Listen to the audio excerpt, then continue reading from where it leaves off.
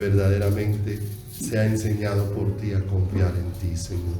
Gracias asimismo por tu palabra esta mañana. Te pedimos, Señor, que abras lo profundo de nuestro corazón y que tu palabra, Señor, toque nuestras vidas de una manera sobrenatural. Gracias, papacito hermoso, por la obra que estás haciendo. Permítenos, Señor, ser conscientes, tener entendimiento, tener luz, Señor precioso, para qué nos has escogido, para qué nos has llamado, para qué has traído tu perdón sobre nuestras vidas, para qué nos has reconciliado contigo, Señor eterno, para que nuestro corazón no viva una vida vana, una vida, bendito Dios, de los cielos vacía, Señor precioso, del propósito tuyo, sino que entendamos, como dice la Escritura, y por todos murió, para que los que viven ya no vivan para sí, sino para aquel que murió y resucitó por ellos, Señor. Gracias por bendecirnos. En tus manos está nuestra vida, en tus manos las circunstancias de tu iglesia, Señor, que todas ellas, Señor, nos permitan tener corazón para entender, Señor, cuál es el propósito, cómo tú te quieres revelar y mostrar a nuestras vidas, cómo tú nos quieres enseñar quién eres tú a través de cada situación, Señor, que has permitido en nuestras vidas, Señor amado, para mostrarnos más cosas de tu carácter, más aspectos de tu naturaleza, para enseñarnos que tú eres el Señor y que no hay Dios fuera de ti, Señor. Gracias por la salud de cada hermano.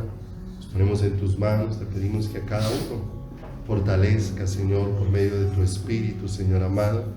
Ante cualquier situación física, no dejes de caer a nuestro espíritu, sino que nos permitas estar aferrados a ti, entendiendo que de ti viene todo nuestro sustento, Señor. Gracias te damos, te bendecimos en este hermoso día con todo nuestro corazón, en el precioso nombre de Jesús. Amén. Y amén. Aleluya.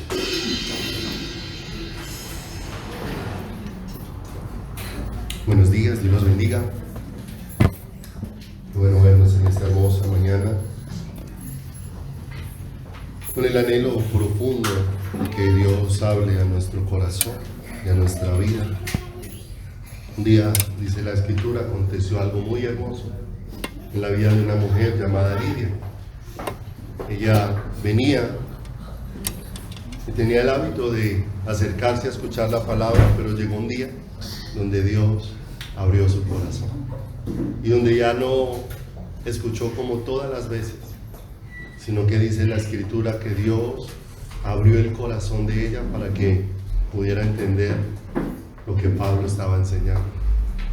Y esto trajo mucha luz del Señor a este corazón, como necesitamos que así la palabra de Dios traiga mucha luz a cada una de nuestras vidas. Continuamos estudiando esta mañana acerca de Ezequiel 36, 26, donde el Señor dice: os daré corazón nuevo y pondré espíritu nuevo dentro de vosotros, y quitaré de vuestra carne el corazón de piedra y os daré un corazón de carne.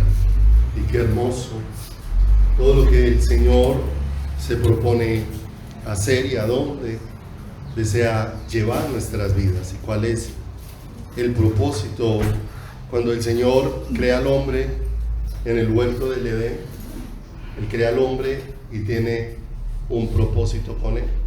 Hay una expresión ahí muy hermosa en la Escritura que dice: hagamos al hombre a nuestra imagen y conforme a nuestra semejanza. De manera que el plan de Dios al crear el ser humano era un ser que lo reflejara completamente a Él. Un ser que pudiera encontrar en Dios, y Dios a su mismo pudiese ser hallado en el corazón de aquel ser. Por eso Dios lo pone en un lugar que es conocido como el Edén. Y el Edén es un lugar cuyo nombre significa lugar de deleite mutuo, de delicia mutua, donde el Señor desea que el ser humano encuentre toda la complacencia de su corazón en Él. Pero a su vez Dios desea complacerse en ese pueblo. Y la única forma en que Dios se complazca en ese pueblo es que en ese pueblo Él haya a Jesús. Porque del único ser que el Señor ha dado testimonio audible, como dice la Escritura, cuando se abrió el cielo en el bautismo de Jesús, y vino una voz audible que dijo: este es mi Hijo amado, en quien tengo complacencia. De manera que para que haya esa mutua complacencia, nosotros necesitamos hallar al Señor, pero el Señor necesita ser hallado en cada uno de nuestros corazones. El Señor pone al hombre en el huerto del Edén, y en el huerto del Edén había una particularidad, y era que todo para el hombre provenía de Dios, absolutamente todo. Toda la fuente para el ser humano en el huerto del Edén era Dios. Todo lo que el ser humano sabía provenía de Dios. Todo se lo había enseñado el Señor. Es más, aconteció un momento extraordinario, porque dice la Escritura que el Señor hace pasar delante de Adán todos los animales, ¿cierto? Y Adán puso nombre a los animales, pero había una comunión tan preciosa, una relación espiritual, de manera que el hombre podía ser instruido por Dios para saber cómo hacer las cosas, porque el hombre por sí solo no hubiese sabido cómo llamar los animales.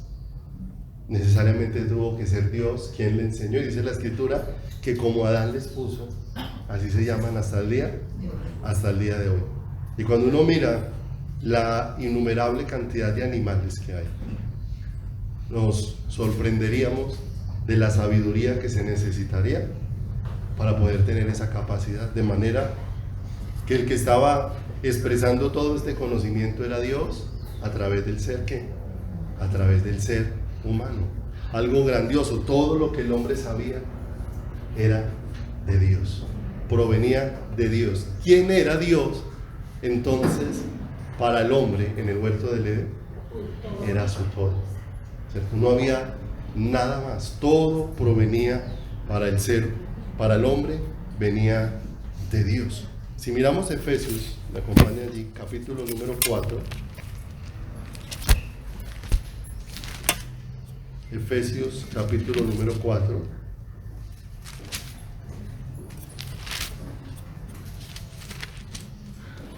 En el versículo número 6,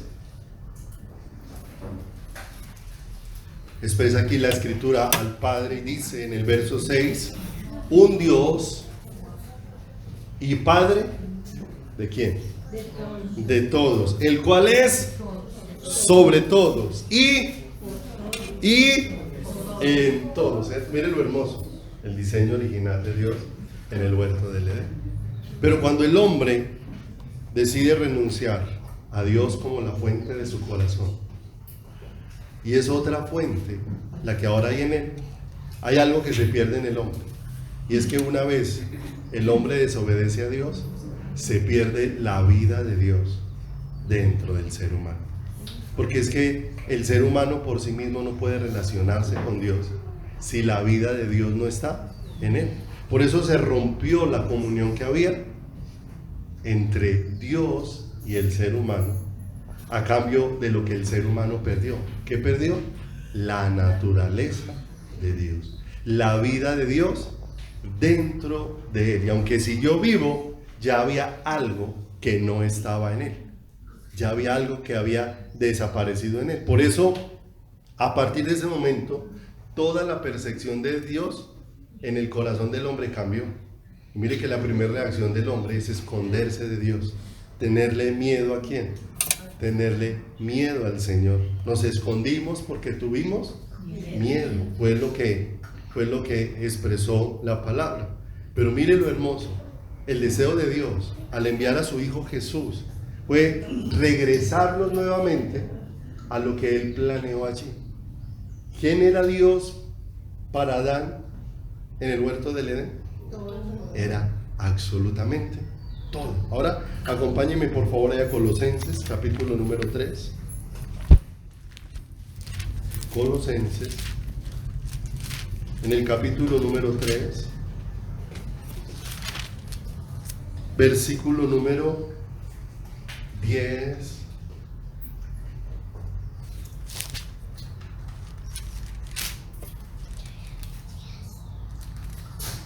Dice la palabra: y revestíos del nuevo, el cual conforme a la imagen del que lo creó, se va renovando hasta el conocimiento pleno, donde no hay griego ni judío, circuncisión ni circuncisión, bárbaro ni escita, siervo ni libre, sino que Cristo es el todo. ¿Y en cuántos? En todo. Entonces mire el plan hermoso de Dios: volvernos a llevar al diseño original de Él. Muchos son los planes que han cambiado en el hombre, pero el plan de Dios no ha cambiado. Para el hombre, en el huerto del Edén, Dios era todo. ¿Y a dónde Dios nos desea llevar de regreso?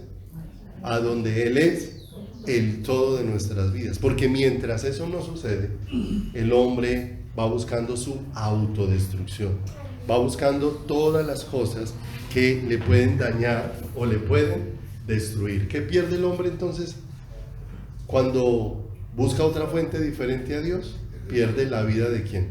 De Dios. Queda separado ¿de quién? Del Señor, y queda en una condición de que la Biblia la expresa de muerte, y esa muerte tiene que ver con la incapacidad que el hombre tiene de poder ver, de poder honrar, de poder reconocer a Dios dentro de su corazón y dentro de su vida. Jesús viene para volvernos a reconciliar con Dios y volvernos a llevar a ese plan. Segunda de Pedro, vaya conmigo allí, capítulo número 1. Segunda de Pedro, capítulo número 1, versículo número 3.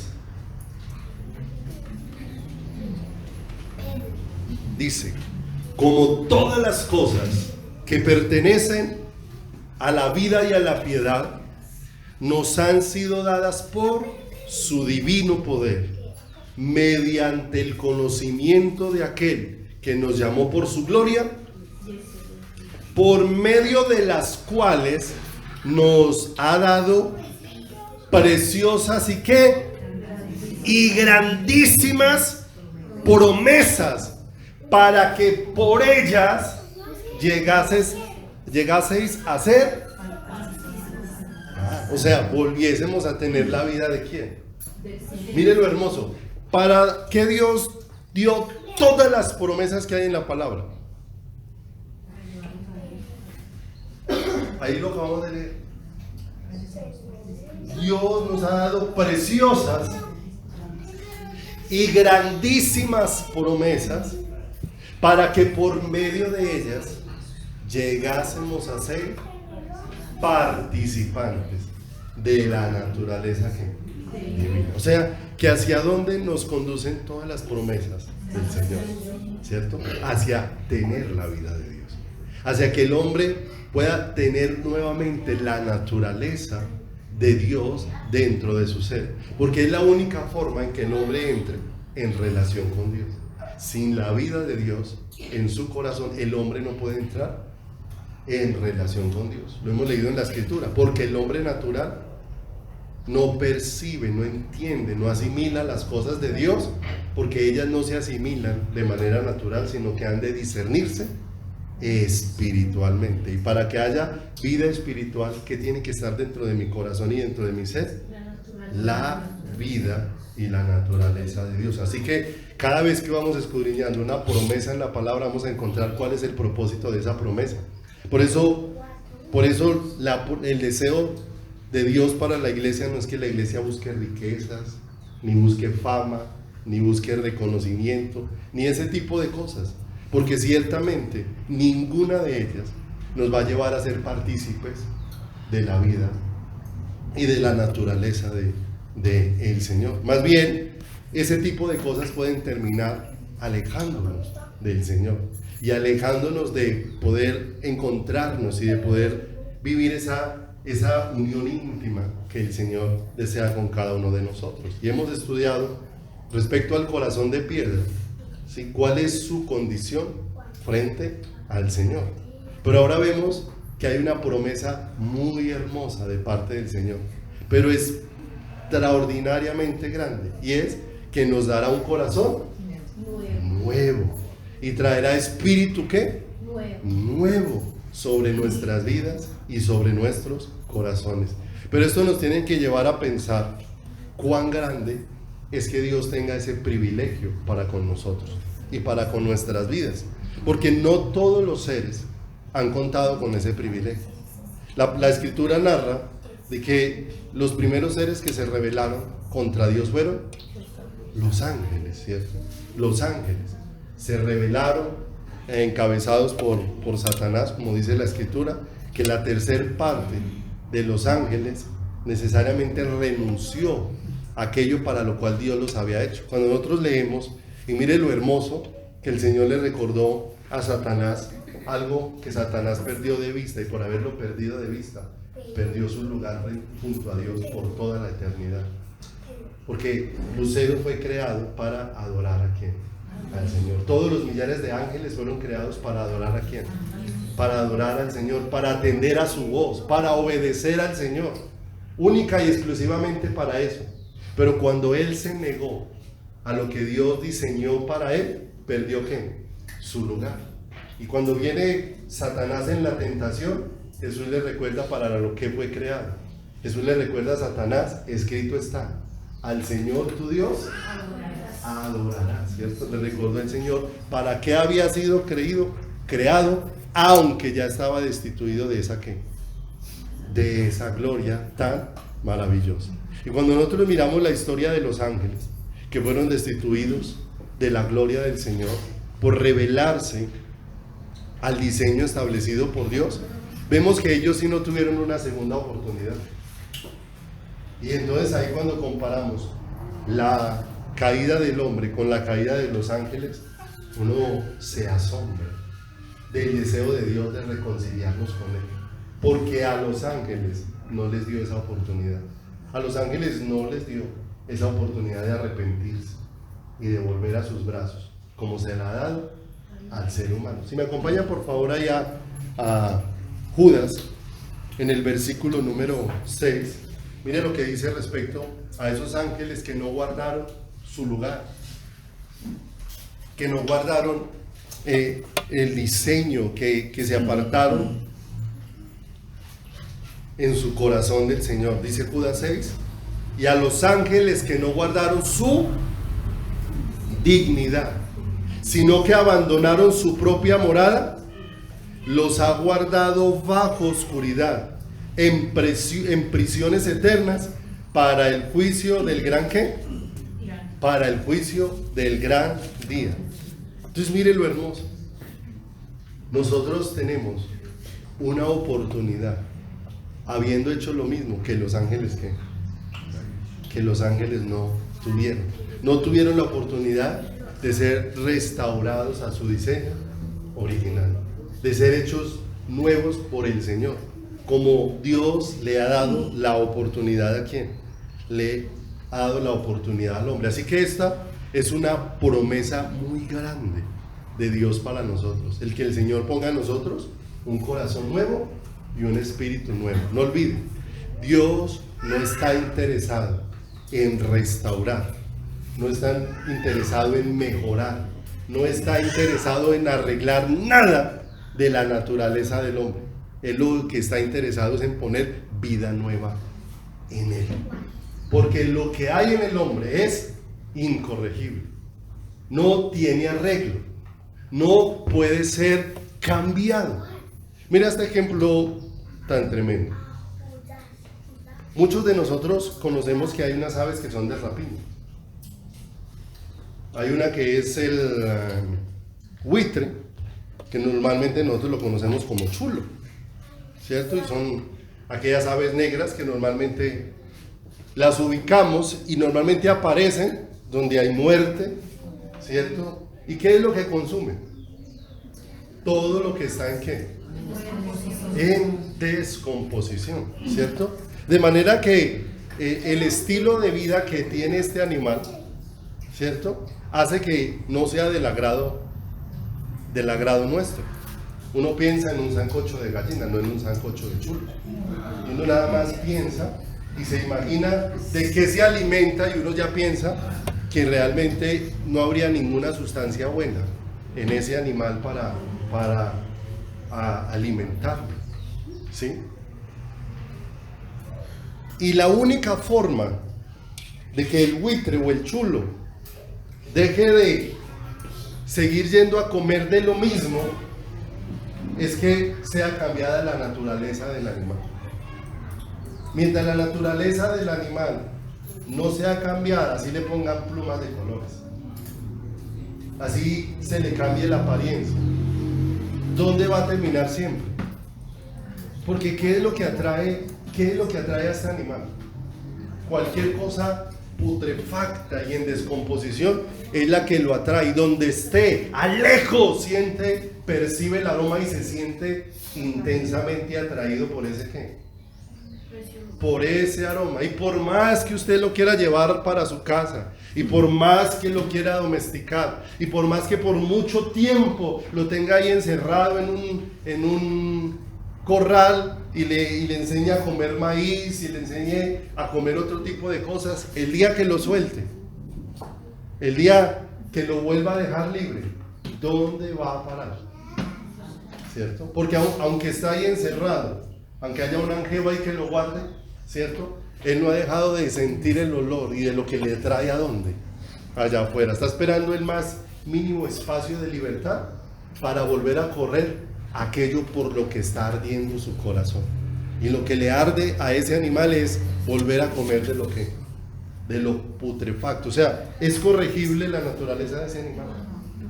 La única manera de que ese animal cambie es que se le ponga una naturaleza nueva, totalmente diferente a la que tiene, porque la que tiene es incorregible, ¿cierto?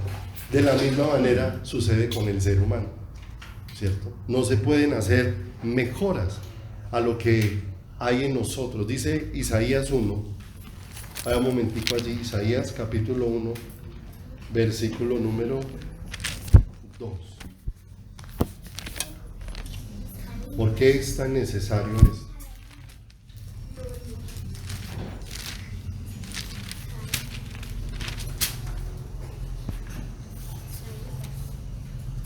¿Cuántos seres buenos hay sobre la faz de la tierra? Mira lo que dice la escritura, Isaías capítulo 1, versículo número 2.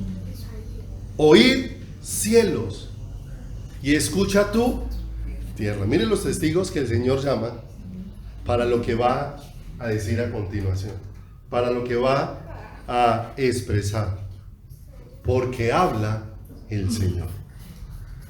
Crié hijos y los engrandecí. ¿Y qué hicieron ellos? Se rebelaron contra mí. Y él empieza diciendo, mire, es más dócil la naturaleza del animal delante de Dios que la naturaleza caída del hombre delante de su creador. Porque aquí dice la palabra, el buey conoce a quién. Y el asno el pesebre de quién. Israel no entiende, mi pueblo no tiene conocimiento. Entonces el Señor empieza a hablar de cómo la naturaleza de caída del hombre lo único que hace es poner al hombre en rebelión contra el Señor, contrario hacia Dios. Dice ahí el verso 5, ¿por qué querréis ser castigados aún? ¿Todavía os rebelaréis? Y ahora el Señor va a hablar de la condición de esa naturaleza. Toda cabeza está y todo corazón. Escuche cómo es la condición del hombre que no ha recibido la vida nueva. Desde la planta del pie hasta la cabeza no hay en él cosa sana, sino herida, hinchazón y podrida llaga. No están curadas, ni vendadas, ni suavizadas con aceite. Mire lo tremendo. ¿Cuál es la condición del hombre? ¿Puede ser corregida una condición tan deplorable como la que leemos aquí? ¿Cierto? Como la que leemos aquí. Porque lo estamos mirando desde el punto de vista de Dios, no desde el punto de vista de las filosofías de los hombres, del modo de pensar de los seres humanos. Porque el modo de pensar de los seres humanos es que el hombre puede ser enderezado en su naturaleza sin la necesidad de Dios, con el poder de la mente, con el poder del propósito, con el poder de las estrategias humanas. Y hoy nos llenamos de muchas filosofías, y ahí es donde hay un gran peligro, porque hoy se ha dejado de predicar de la necesidad de Dios. ¿Quién es el centro de la iglesia? Cristo, únicamente. No hay otro centro para la iglesia. ¿Solamente quién?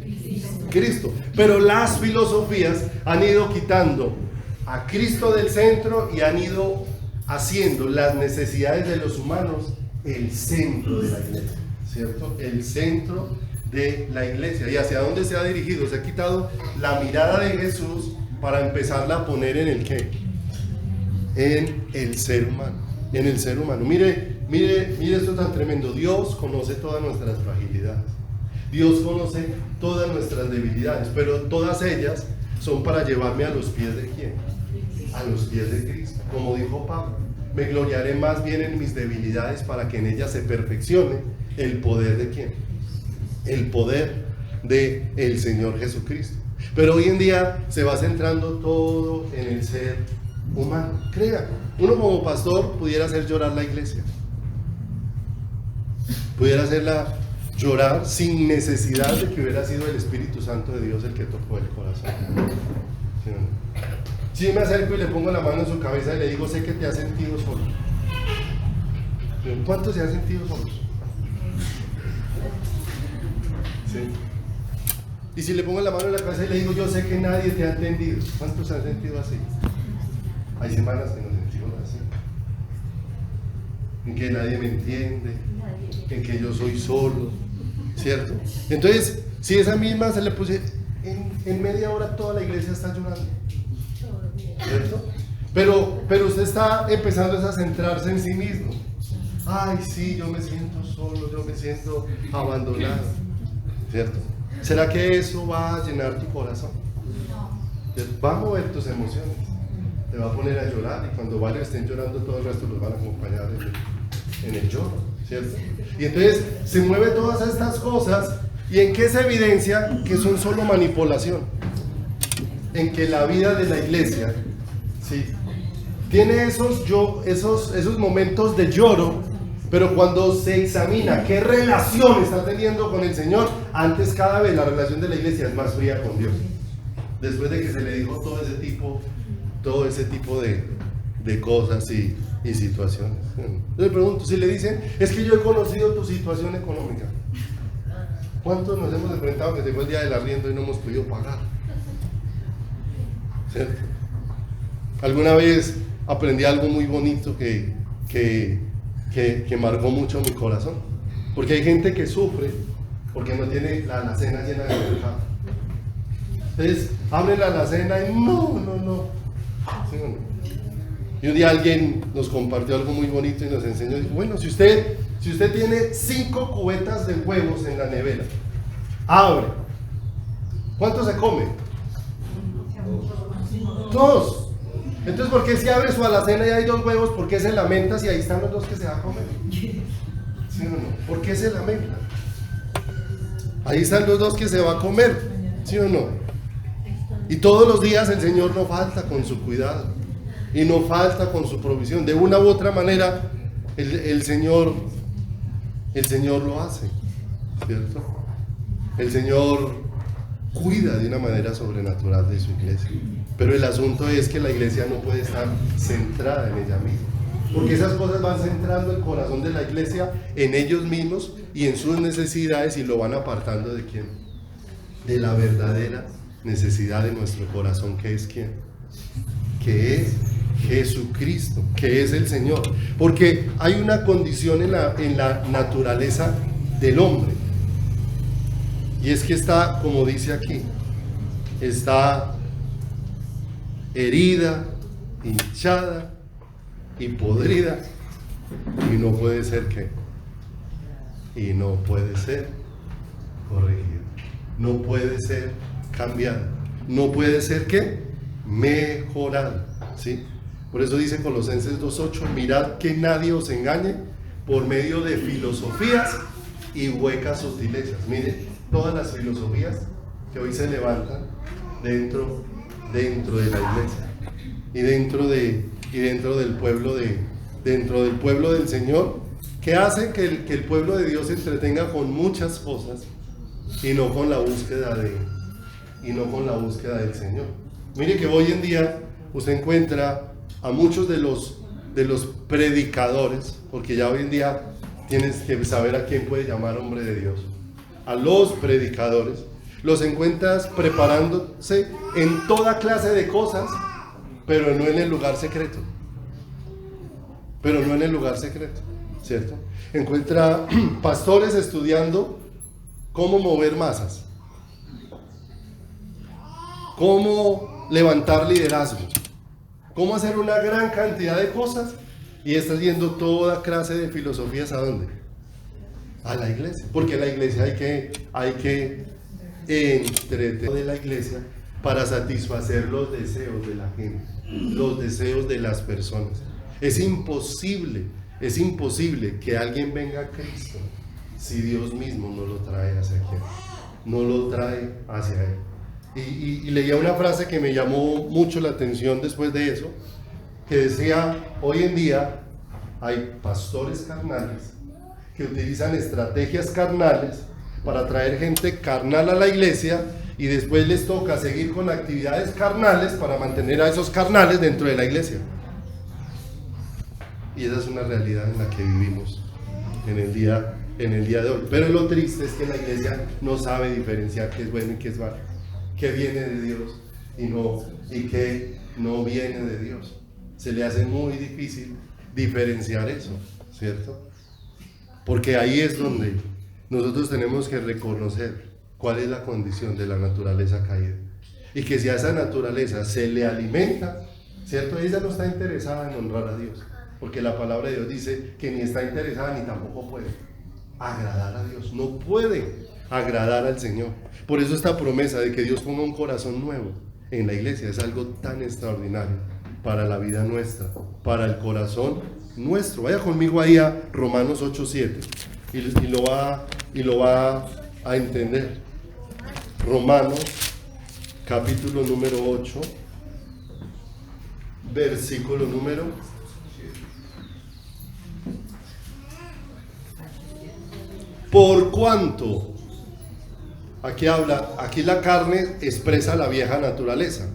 Por cuanto los designios de la carne son enemistad ¿contra quién? Porque no se sujetan a la ley de Dios, ni tampoco ¿qué?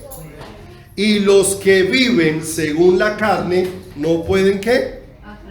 No puede agradar a quién. No puede agradar al Señor. Entonces, ¿puede la vieja naturaleza honrar a Dios? ¿Puede agradar a Dios? Es más, ¿tiene el deseo de buscar al Señor?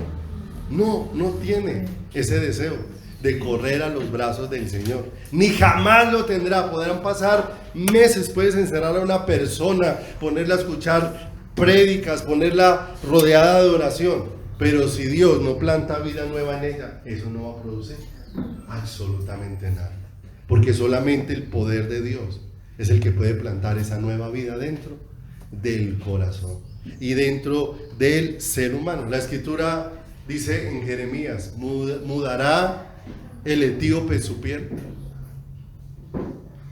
¿Es posible que la persona cambie el color de su piel? No es posible. Solamente sería posible si Dios hace un milagro en esa persona.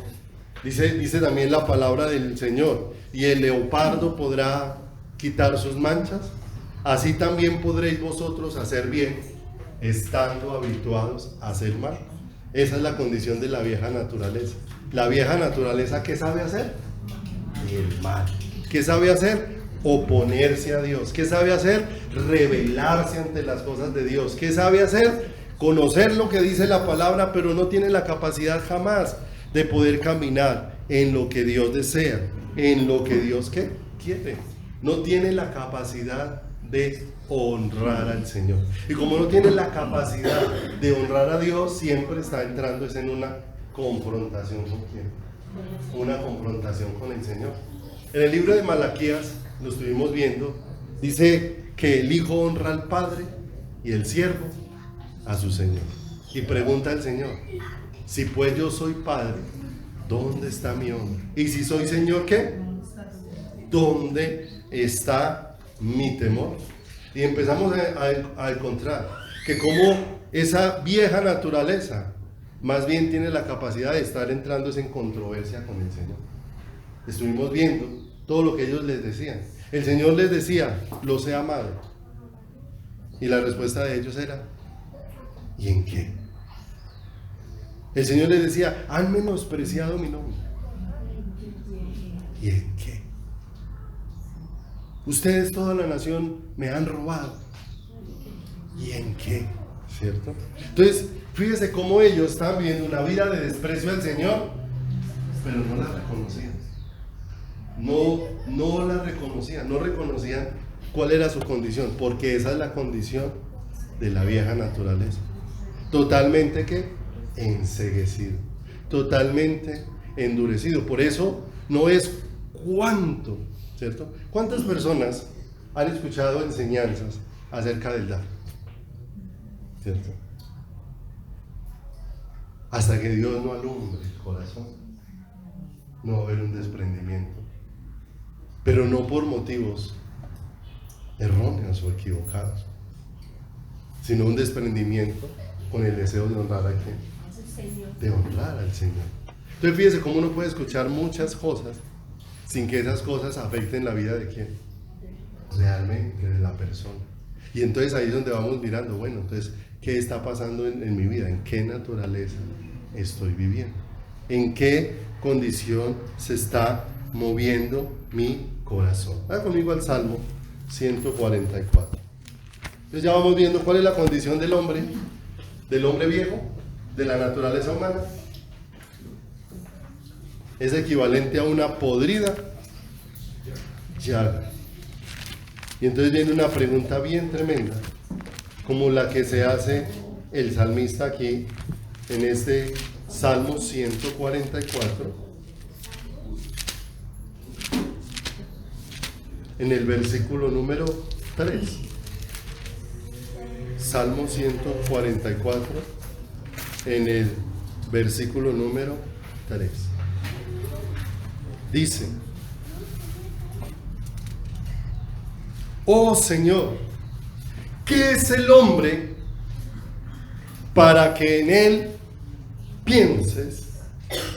¿O el hijo del hombre para que lo estimes? Ay, eso es una pregunta bien tremenda. O sea, como el salmista ve la condición del hombre y ahora se pregunta, venga, ¿y entonces qué estaba mirando el Señor en el ser humano? ¿Por qué decidió Dios amar a un ser que se encuentra en esa condición? Y dice el verso 4, el hombre es semejante a la vanidad. ¿Para qué sirve la vanidad? El hombre es semejante a la vanidad y sus días son como la sombra que pasa. Y la inquietud de él es entonces, ¿por qué el interés de Dios en el ser humano? Y nos damos cuenta de algo bien tremendo. No sé si a alguno de ustedes le haya pasado algún momento una situación como esta. Y es que de pronto uno va por la calle y de pronto algún habitante de la calle se acerca. Pero él se acerca con el deseo de recibir algo de parte suya, ¿cierto? Y muchas veces se acerca y sus palabras al acercarse son muy respetuosas muchas veces. Señor, hay unos que como que no intentan acercarse, sino como que de lejos, como mostrando respeto y expresan todos los argumentos de su necesidad, ¿cierto? El asunto es que todo su respeto y toda su actitud cambia cuando no les das nada o cuando les das muy poquito, ¿cierto?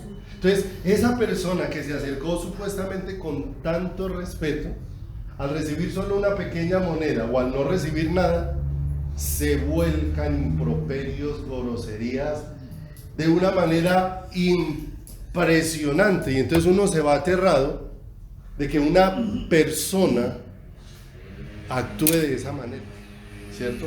Uno se asombra de esa manera. ¿Y cuál es la expresión muchas veces de uno? Ahí están pintados, ¿cierto? No ponen sino cara de yo no fui para acercarse, pero después muestran toda la fiereza que tienen ¿dónde? Dentro de su corazón y dentro de su vida. Pero si nosotros miramos al hombre en su vieja naturaleza, después de que hemos deplorado la actitud de una persona de esa, nos damos cuenta que el hombre en su vieja naturaleza hace exactamente lo mismo con Dios. Exactamente lo mismo. Eso que nos parece tan terrible de acercarse como con tanta apariencia de cordero y después de mostrar todo el veneno que hay en su corazón. Y así es la vieja naturaleza. Por eso es fácil que una persona se camufle detrás de la religión, porque detrás de la religión pone una apariencia, pero detrás de esa apariencia no hay una vida nueva ni una realidad de Dios dentro de ese corazón. Porque ¿qué ha deseado Dios hacerle al hombre? Mucho bien. Ahora, ¿cuánto bien te ha hecho Dios toda tu vida? Mucho, sí, pero mucho. ¿Cuánto bien le hizo Dios al sacar a Israel de Egipto, de la esclavitud tan profunda? Es que ellos empezaron a gemir de la esclavitud que tenían ¿dónde? Allí. Y Dios los saca con mano poderosa y les deja ver, no porque lo merezcan, sino por amor de Él mismo. Toma una acción de sacar. Y viendo todo el cuidado de Dios, porque ¿qué le faltaba a Israel? Si en el desierto Dios les proveyó agua, si en el desierto Dios les proveyó maná, si dice la Escritura que su vestido no envejeció. Pero mire cuál era la actitud de Israel en el desierto, la misma actitud del habitante de la calle. Mejor nos hubiera sido morirnos allá en Egipto para salir aquí a seguir comiendo de este maná cuando nosotros queremos carne. La misma actitud. Celebraban cuando recibían. Y si se encontraban con algo que no recibían de parte de Dios, inmediatamente la actitud del habitante de la calle. ¿Cuántas veces? Esa es la reacción, pero de la vieja naturaleza. Porque no quiere honrar a Dios, ¿cierto? No quiere honrar, no está dispuesta a honrar a Dios, ni tampoco qué. O sea, es que ¿qué más se le puede pedir a esa naturaleza? ¿Cierto? Por eso es una locura, ¿cierto? A veces uno le está enseñando a alguien que no conoce del Señor y uno le está enseñando que honre a Dios. Esa persona no va a honrar a Dios si no ocurre un milagro de Dios en quién. Y aún a muchos que se congregan, si no ocurre un milagro de Dios en su corazón, esa vida jamás va a honrar a quién. Que la Biblia aún anuncia que si los gentiles hablan mal de Dios, es por causa de los mismos creyentes. Porque los mismos que se dicen ser creyentes, sin haber nacido de nuevo, dan un testimonio de algo que no ha ocurrido en quién, en las vidas de ellos, ¿cierto? Por eso siempre les aconsejo, no olviden, no se asombre de lo que pasa en la iglesia, porque no olviden, no todos los que entran a un lugar a congregarse son cristianos, aunque levanten las manos, aunque lloren, aunque den ofrendas. Eso no significa que son ¿qué? Eso no significa que son cristianos, porque a veces la gente dice, no, pero es que yo estoy muy desilusionada de los que van a la iglesia. Claro, pero es que tienes que aprender a distinguir que en la iglesia hoy en día está lleno de mucha gente que todavía no ha recibido un corazón nuevo, que todavía no ha recibido vida nueva, o muchos que han sido tocados por Dios, pero no han dispuesto su corazón para comprometerse ¿con quién? Con el Señor. No han dispuesto su corazón y quieren lo mejor de Dios y quieren lo mejor de quién, lo mejor del mundo. Y no es posible. La iglesia somos un pueblo diferente. ¿Apartado para quién? No olviden que un poco de levadura leuda toda la masa, ¿cierto? Leuda toda la masa. Y eso es un gran peligro en nuestro caminar y en nuestro corazón, porque el viejo corazón es muy fácil de permear por las cosas del mundo, porque ciertamente las cosas del mundo le atraen, ciertamente las cosas del mundo le conquistan. Por eso es necesaria la vida nueva dentro de nosotros y la vida nueva dentro de nuestro corazón. Vaya conmigo por favor ahí a Oseas capítulo número 13. Bueno, voy a primero un momentico a Génesis 3:22.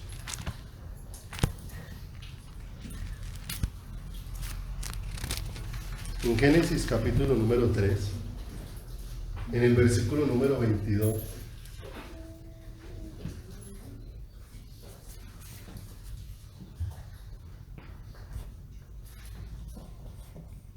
el hombre ha fallado, ha tomado una fuente diferente al Señor, y dice el verso número 22, y dijo el Señor Dios, he aquí el hombre es como uno de nosotros, sabiendo el bien y el mal.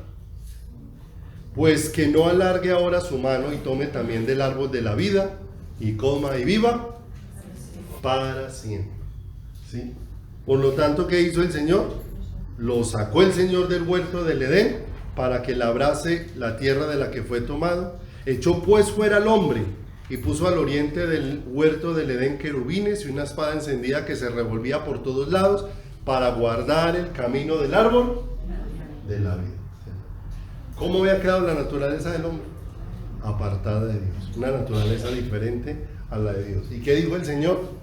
Esa naturaleza no puede tomar de la naturaleza del Señor, porque si no, entonces el hombre sería eternamente un ser sin remedio. Alguna vez se colocaba un ejemplo de que vemos hombres que han hecho muchas maldades, ¿cierto? ¿Y cómo sería un hombre viviendo eternamente, ¿sí?, sin que haya un cambio en su naturaleza? Eternamente viviendo para hacer maldades, eternamente viviendo para hacer lo incorrecto. Entonces uno se da cuenta la gracia y la misericordia del Señor al impedir que el hombre pudiera tomar de la vida eterna sin que recibiera realmente un nuevo corazón dentro de él, un nuevo corazón dentro de su ser. Vaya entonces conmigo a Oseas capítulo 13, ahora sí, versículo número 4.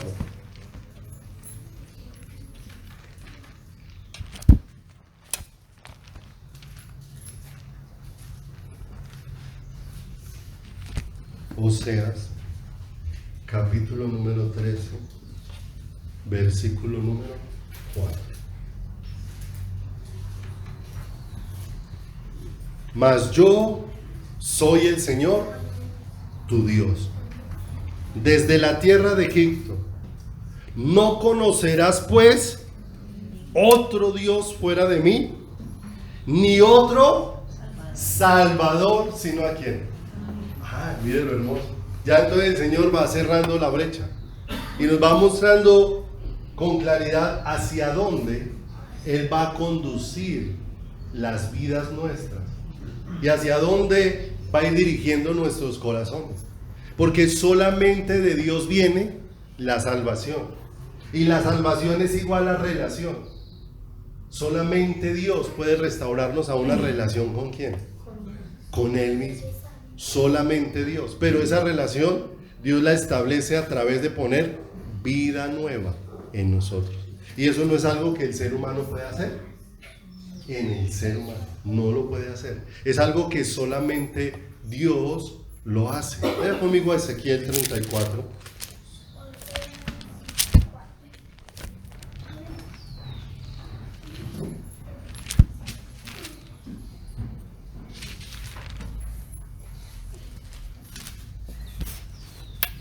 ¿Por qué razón cambiaría Dios el corazón de una persona? ¿Te has visto que a veces uno expresa las siguientes barbaridades?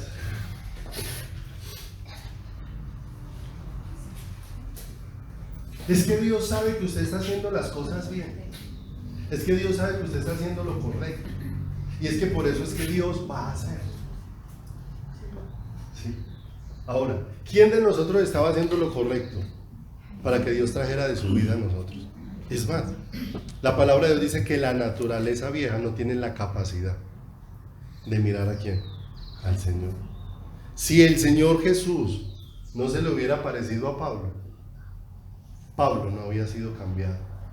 Porque Jesús no vino a la vida de Pablo porque Pablo estaba en un gran clamor por la vida del Señor. Jesús vino porque decidió aparecérsele a la vida de quién, a la vida de este hombre. ¿Qué estaba haciendo Abraham cuando Dios vino y lo visitó? Estaba en Ur de los Caldeos siendo un idólatra, no estaba buscando a Dios, no estaba buscando al Señor, porque la vieja naturaleza no está en la búsqueda de quién. Es más, mire, Dios planta la vida nueva y esa vida nueva necesita ir siendo alimentada. ¿Y en qué nos damos cuenta? Que casi siempre la inclinación del hombre es como a rechazar todo lo que tenga que ver con quién, con el Señor, todo lo que tenga que ver con Dios. Mire que si usted mira las dos cosas más importantes que debiera hacer la iglesia, son las cosas que a la iglesia le tiene más pereza, tristemente. Porque el Señor dice: no se apartará de tu boca este libro, sino que de día y de noche. El Salmo dice: sino que en la ley del Señor está. ¿Y qué es lo que a la gente más pereza le da? Escudriñar la palabra. Es lo que más pereza. Y la otra porción que el Señor dice es orando en todo tiempo, con toda oración y qué, y velando en ello con toda perseverancia. Las dos cosas más necesarias en la vida de un ser humano son las cosas que el ser humano más tiene en poco. Entonces nos damos cuenta cómo mi naturaleza siempre está evitando lo que Dios desea, porque Dios desea llevarme a una comunión con Él. Dios desea hablarme y hablarme a través de su palabra y darme luz a través de la escritura y enseñarme para que uno no termine repitiendo como una lora lo que veíamos la semana anterior respecto a Job, que es fácil decir Dios dio, Dios quitó, sea bendito el nombre del Señor, pero mi corazón estarse llenando de amargura. Entonces lo que significa que es que eso no está siendo una realidad en mi corazón y no está siendo una realidad en mi vida. Entonces me es más fácil entretenerme con todo ese tipo de cosas que ocuparme de aquello que Dios me indica que trae bienestar para mi vida y bienestar para mi corazón. Entonces no quiere decir que en algún momento alguna actividad no se pueda realizar, sino que la iglesia busca ocuparse en cualquier actividad que no implique, ¿sí?, meterse con el Señor, escudriñar la palabra del Señor, que no implique orar, que no implique pasar tiempo a solas con Dios. Nos gusta todo ese tipo de cosas que nos ocupen y nos entretengan. Pero le pregunto una cosa: ¿dónde es donde vamos a aprender? Esta semana le colocaba un ejemplo a los servidores y le decía: hay una gran necesidad en este tiempo de que escudriñemos la palabra. Dios hace unos días nos permitió escudriñar que cuán dulce era en él mi meditación, porque ciertamente hay muchas cosas que nos afligen, pero lo dulce de nuestra vida viene de parte del Señor. Entonces les compartía algo sobre una necesidad muy urgente, porque me he venido encontrando con que la depresión está tocando mucho la puerta de los que se dicen cristianos. Yo vi con gente que se congrega y uno habla con ellos y dice: pastor, yo me acuesto y estoy pensando, me vienen pensamientos de suicidio, estoy pensando es como en morirme, no tengo ganas de vivir. Y esa persona se congrega y lee la palabra y asiste a una iglesia. Pero cuando uno va a mirar, ¿a qué nos acostumbramos en la iglesia? La iglesia nos acostumbramos a qué plato nos van a servir el domingo, ¿sí? Y les decía yo a los servidores del Señor, de una enseñanza que usted escuche, realmente el 99% de esa enseñanza va a edificar al que la dio. Solo el 1% va a edificar su vida. Y les colocaba un ejemplo. Les decía, no es el mismo gusto el que toma la persona de un vino, el que compra una botella de vino, la pagó, la sacó del estante, la sirve en un vaso y la prueba. No es el mismo sabor que tiene para aquel que separó la semilla, preparó la tierra, la regó, vio crecer el arbolito, después podó el racimo, le quitó lo que sobraba para que estuviera más grande, después lo recogió de ahí, después lo puso en el lugar donde se pisa, pisó las uvas, y hay un proceso que hacen en la realización del vino, y es que lo ponen en la primera vasija para que todas las impurezas y las partes gruesas se asienten, y después se vacía en otra. Cada vez que el que prepara el vino hace eso, antes de vaciarlo lo prueba, y lo vacía y lo deja otro tiempo, se asienta, vuelve y lo prueba y vuelve y lo vacía. Ahí va. Hay vinos que se lee que tienen 20 años, 30 años, y eso cada cierto tiempo le están probando el sabor y lo están revisando. ¿Sí o no? ¿Cuántas veces ha probado el vino en sus diversas etapas el que participó de elaborarlo? ¿Cierto? Vio cómo le fue cambiando el sabor, cómo le fue cambiando la acidez, cómo le fue cambiando la textura, cómo fue cambiando todo en el vino, porque participó ¿de qué? De todo el proceso. Ahora, puede sentir el mismo cambio el que solamente prueba el vino ya elaborado. Entonces, nosotros muchas veces queremos solamente probar lo último, ¿cierto? Y nos perdemos del proceso, que es lo más hermoso, donde nosotros vamos experimentando cómo no es una palabra leída, sino cómo esa palabra va siendo escrita en el corazón por Dios, dentro de cada uno de nosotros, porque Él dice que escribiré, pondré mis palabras en tu corazón. No dice sobre, como a un ladito, no dice las pondré en tu corazón. ¿Las pondrás qué? La pondrá adentro de nosotros. ¿Pero qué se necesita de nosotros? Que atendamos el llamado de Dios. Dios nos llama a escudriñar su palabra, nos llama a meditar en ella, a meditar en su consejo, a meditar en su amor. Entonces nos damos cuenta con todo esto que entonces qué bondad hay en el ser humano para que Dios decida ponerle un corazón nuevo. Qué bondad. Sería para el que estaba orando mucho, para el que estaba, que no le faltaba sino ir a la iglesia. Yo me encontraba un asunto bien tremendo, y es que a los que se les ve más bondad son los más duros de llegar a los pies de Cristo, y muchas veces a los que se ven más reacios cuando el Señor los tocó son personas que llegan para entregarse con todo al Señor, con todo al Señor. Hay gente, yo me he encontrado en todo este transitar con el Señor, con gente que ellos les gusta que les hablen de Dios, y pueden sentarse ahí horas a que usted les hable de Dios, pero ellos no tienen el más mínimo deseo en su corazón de decidirse por Dios. Solamente les gusta que les hablen de quién. Y eso es una cosa muy diferente a que a una persona le guste que le hablen de Dios, a una persona que sienta en su corazón la necesidad de buscar a Dios. Son dos cosas muy diferentes, porque ese gustarle no lo va a mover de su posición. Tan bonito como hablan del Señor, pero su vida no está interesada en el Señor. Pero hay gente que uno le habla. Yo me he encontrado con gente que dice, no, yo no, de eso no me hables, yo no quiero saber nada de Dios. En menos de lo que uno pensó, están con un fuego. Dios los tocó y encendió su corazón con un fuego sobrenatural en su interior para buscar al Señor. Entonces, este es un cambio maravilloso, porque no es un cambio por merecimientos que nosotros hagamos, por merecimientos de nuestras vidas, sino solamente por el amor de Dios. Ahí en Ezequiel 36, ubíquese en el versículo 26, ¿qué dice ahí? Os daré un corazón nuevo y pondré espíritu nuevo dentro de vosotros, y quitaré de vuestra carne el corazón y os daré un corazón de carne, ¿sí?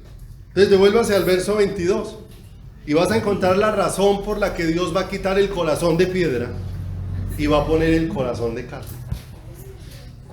Ahí el 22, 36, 22.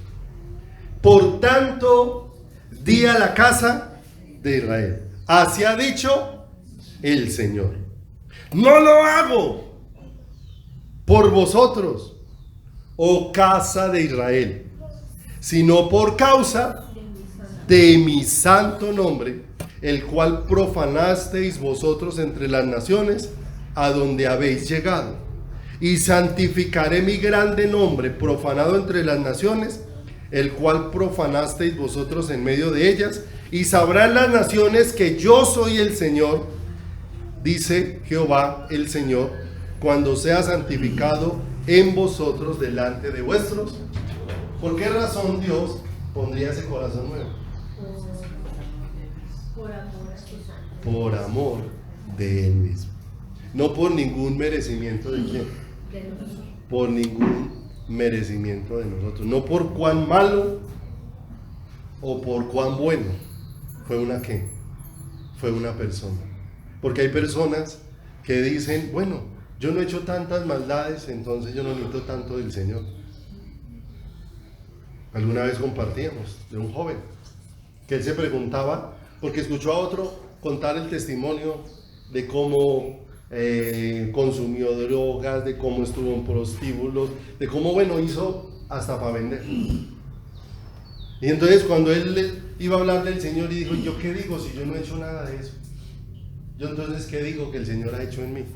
Si yo no, ni siquiera me he emborrachado, ni siquiera he fumado cigarrillos, que ni siquiera he probado la droga, es que ni siquiera me he acostado con una mujer. Entonces, ¿yo qué puedo decir? ¿Que de dónde me sacó el Señor? Lo sacó de la misma podrición de donde sacó al otro. De la misma condición, porque ¿cómo está la naturaleza humana sin el Señor? Muerta, en esa condición. ¿Y por qué Dios entonces lo va a hacer? ¿Por amor de quién? Por amor de Él mismo. ¿Por qué razón estamos nosotros aquí? Porque Dios nos ha manifestado su amor, ¿cierto? Pase adelantico al verso 32. Nuevamente el Señor les dice: no lo hago por vosotros, dice el Señor, sabedlo bien. Avergonzaos y cubríos de confusión por vuestras iniquidades, ¿oh casa de qué? Oh casa de Israel. Entonces mire lo tremendo, cómo Dios hace esta obra tan maravillosa y este milagro en nuestro corazón, donde empieza a despertarnos en un deseo de buscarlo, porque todo deseo de buscar a Dios no proviene de la vieja naturaleza, proviene de la obra nueva que Dios va haciendo en nuestro corazón. Una mujer empezó acercándose a Jesús, buscando algo que ella pensaba que necesitaba, y se encontró con otra realidad para la cual Dios le había tocado su corazón. Dice la Escritura que había una mujer de flujo de sangre que llevaba muchos años con este azote, que había gastado y había sufrido mucho en manos de muchos que habían querido ayudarle en su condición. Y de pronto surge un deseo en ella, en medio de la multitud donde estaba Jesús, y es de tocar siquiera el borde del manto de quién, del Señor Jesús, de tocar siquiera el borde del manto, y empieza a abrirse espacio entre la multitud hasta que tocó el borde del manto. ¿Quién le dijo que si ella tocaba el borde del manto se sanaba? ¿Quién le indicó todo esto? ¿Cierto? Pero había algo que Dios estaba haciendo en su corazón. Dios le despertó un deseo a ella de correr a quién. Tal vez ella ni siquiera era consciente de ese deseo. Pero cuando tocó al Señor, recibió ¿qué? Sanidad. Vemos la historia que dice que el Señor le preguntó a los que habían alrededor: ¿quién me tocó? Y todos se sorprendían: Señor, pero si todos lo estamos empujando. Y él decía: no, alguien me tocó. Y de pronto ella estaba por allá como asustada y finalmente reconoció: soy yo. Pero el Señor la mira y fíjese que el Señor le dice algo muy profundo al corazón. El Señor no le dice: tu fe te ha sanado, sino tu fe te ha salvado, ¿cierto? O sea, esa salvación tiene que ver con que has recibido mucho más que la sanidad de tu cuerpo. Has recibido reconciliación con quién, con el Señor. Y así podemos hacer un listado de muchos. Había un ciego llamado Bartimeo y estaba al borde del camino.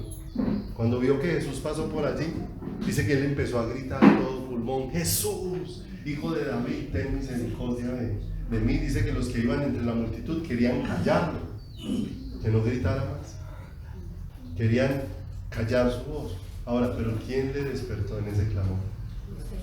Dios le despertó en ese clamor. Jesús se detuvo y vino y tocó el corazón, él tocó los ojos de Bartimeo, pero una vez Bartimeo está viendo, él no le dice tu fe te ha sanado, sino le dice tu fe te ha salvado. Y después dice la escritura: y ahora Bartimeo seguía a Jesús en el camino. Qué hermoso. O sea, reconciliados con quién, con el Señor. Entonces nosotros necesitamos entender que no debemos tener en poco el que el Señor empiece a despertar en nosotros el deseo de buscar, porque ese deseo viene de la vida nueva que Él va plantando en quién, en nosotros, y donde nos va alimentando y donde nos va fortaleciendo para que cada día esto sea una realidad dentro de nuestras vidas y dentro de nuestros corazones. Pero es algo mucho más que recibir un milagro exterior. 10 leprosos recibieron sanidad, pero solo uno fue tocado en lo profundo de su corazón, porque ese, después de ser sano, ¿dónde quería venir? ¿Y a los brazos de quién quería correr?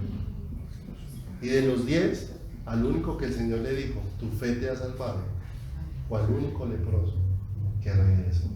Y regresó porque Dios había puesto algo en su corazón, algo en su vida, que no lo podemos tener en poco, porque el Señor miró nuestra condición, pero en medio de ella nos ha dado una oportunidad de venir a sus brazos y de venir a su presencia. Terminemos con esta cita en Jeremías 24:6, que es tan hermosa respecto a esto. Jeremías capítulo número 24, verso 6 dice: porque pondré mis ojos sobre ellos para bien, y los volveré a esta tierra, y los edificaré, y no los destruiré, los plantaré, y no los arrancaré. Verso 7: y les daré corazón para que me conozcan, que yo soy el Señor, y me serán por pueblo, y yo les seré a ellos por Dios, porque se volverán a mí de todo su corazón. Y para volvernos a Dios de todo corazón es la obra de Dios. Es la obra de Dios en mi corazón. ¿Qué tal si nos ponemos sobre los pies en esta mañana?